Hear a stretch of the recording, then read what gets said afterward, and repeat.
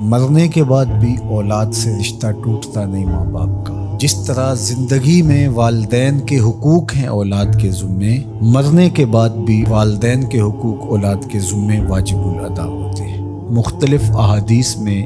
ان کا ذکر موجود ہے۔ پہلا حق الصلاۃ علیہما، ان پر جنازہ پڑھنا ہے۔ تجہیز و تکفین تدفین اس کے زمرے میں آتی ہے۔ وہ اولاد خوش نصیب ہے جو اپنے ماں باپ کا یہ حق ادا کر پاتے ہیں، ورنہ ایسے بد نصیب لوگ بھی ہیں جنہیں جنازہ آتا نہیں ہوتا اور ساری زندگی لوگوں کے جنازوں میں جا کے رسم ادا کر کے آ جاتے ہیں، اور جب اپنے ماں باپ انتقال کر گئے تو یہ دھوکہ پھر ان کے ساتھ بھی انہیں کرنا ہوتا ہے۔ تو وہ کیا سوچ رہے ہوں گے کہ یہ ماں باپ کے مرنے کے بعد ان کا پہلا حق تھا جو ہم نے ادا نہیں کیا۔ دوسرا حق استغفار لہما، ان کے لیے بخشش کی دعا کرو، مغفرت کی دعائیں کرنا، اے اللہ ان کی مغفرت فرما۔ تو یہ بات ذہن میں رکھیے، جس طرح باپ کی ماں کی دعائیں اولاد کے حق میں قبول ہوتی ہیں، اس طرح اولاد کی دعائیں والدین کے حق میں، تو ان کے لیے استغفار کیا جائے۔ ایک شخص فوت ہوا اور اپنی بدعمالیوں کی وجہ سے قبر میں جکڑا گیا، تو بعد میں اچانک اس سے عذاب اٹھا لیا گیا کچھ عرصے کے بعد۔ تو بارگاہ عزدی میں عرض گزار ہوا، مالک میرے اعمال تو ایسے نہیں تھے کہ مجھے ان مشکلوں سے نکال کے کھڑکی کھول دی گئی جنت کی، تو کہا کہ تیرے مرنے کے بعد تیری بیوی کے ہاں جو بیٹا پیدا ہوا، تیرا بچہ پیدا ہوا، پھر اس نے اس کو پروان چڑھایا، اب وہ بولنے لگا اور اس کو وہ درس گاہ میں چھوڑ آئی، تو استاد نے اس کو پڑھایا، بیٹا پڑھو بسم اللہ الرحمن الرحیم، تو اس نے یہ پڑھا، مجھے شرم آئی کہ اس کا بیٹا مجھے رحمان الرحیم کہہ رہا ہے اور میں اس کو عذاب دوں۔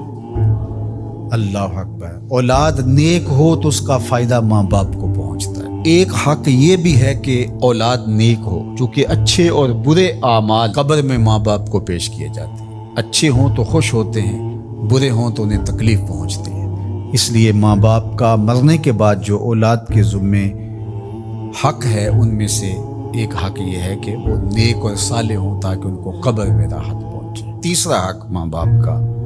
جو اولاد کے ذمے ہے وہ انفاذ العہد ہے،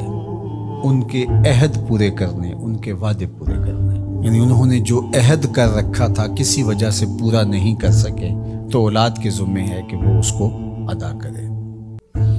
وہ عہد اللہ سے بھی ہو سکتا ہے اور اللہ کی مخلوق سے بھی ہو سکتا ہے۔ اللہ سے کوئی منت مانی تھی، پوری نہیں کر سکے،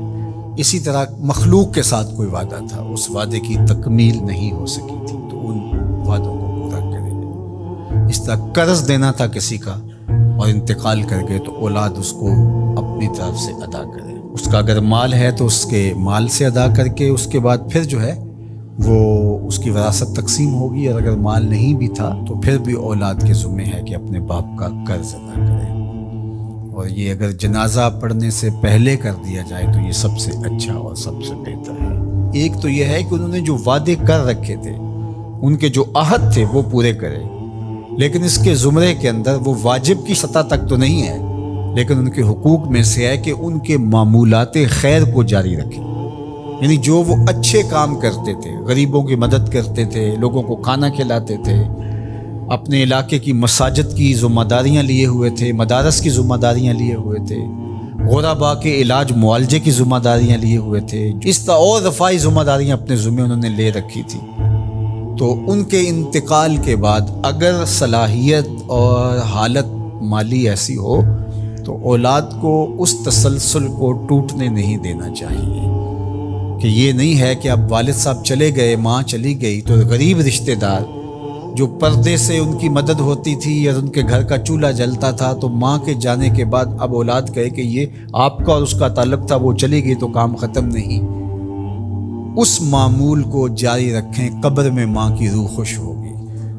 روح بھی خوش ہوگی، اور اس کا اجر آپ کو بھی ملے گا، اور برابر اتنا ہی اجر آپ کے ماں باپ کو بھی قبر میں ملے گا، اس لیے کہ اس کار خیر کو شروع انہوں نے کر رکھا تھا۔ تو جو معمولات خیر ہیں ماں باپ کے، ان کو جاری رکھا جائے۔ چوتھا حق ماں باپ کا مرنے کے بعد جو اولاد کے ذمہ عائد ہوتا ہے وہ ہے بر الاصدقاء، حسن سلوک کرنا باپ کے دوستوں کے ساتھ اور ماں کی سہیلیوں کے ساتھ۔ خالہ ماں کی جگہ پہ آتی ہے اور چچا باپ کی جگہ پہ آتا ہے۔ تو ماں کے انتقال کے بعد جو ماں کی طرف سے رشتہ داری کا سلسلہ ہے اس کو توڑ نہ دیا جائے کہ اب ماں نہیں رہی تو رشتے بھی ختم، اس طرح باپ نہیں رہا تو رشتے بھی ختم، تو ان کے ساتھ صلہ رحمی کی جائے۔ مرنے والے والدین کے حقوق کو کون ہے ایسا دین جو اس طرح بیان کرے گا؟ آج دنیا یورپ کی بات کرتے ہیں، وہ تو زندہ ماں باپ کو اولڈ پیپلز ہوم میں چھوڑ آتے ہیں۔ ایک ماں 10 بچوں کو پال لیتی ہے، 10 بیٹوں کو ایک باپ پالتا ہے، پھر 10 بیٹے مل کر ایک باپ کو نہیں پال سکتے۔ تو خوش نصیب ہیں وہ لوگ جو اپنے ماں باپ کی خدمت کو شعار زندگی کہتے ہیں۔